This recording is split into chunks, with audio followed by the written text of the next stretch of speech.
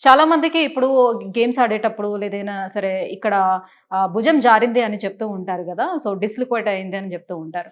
So, ఇలాంటి సిట్యుయేషన్‌లో వాళ్ళు ట్రీట్మెంట్ తీసుకున్నా కూడా మళ్ళీ అది కంటిన్యూ అవుతూ ఉంటుంది. దాన్ని నార్మల్‌గా సెట్ చేసుకోవడం లాంటిది జరుగుతూ ఉంటుంది. సో, అలా కాకుండా కంప్లీట్‌గా ట్రీట్మెంట్ ఏమైనా దొరుకుతుందా దీనికి?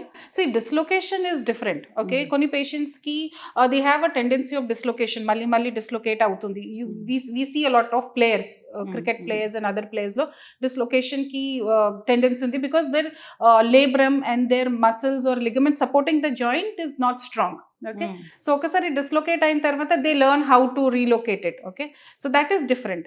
కానీ ఇది మళ్ళీ మళ్ళీ నొప్పి ఉంటే that is majorly because of any ligament injury or in young patients, or in old age it's because of cartilage loss in the joint, or because of frozen shoulder, or because of any damage into the joint. హ్మ్. హ్మ్. So ఈ రెండు conditions చాలా common గా ఉంది, rotator cuff injury and joint damage. So దానికి evaluate చేయాలి.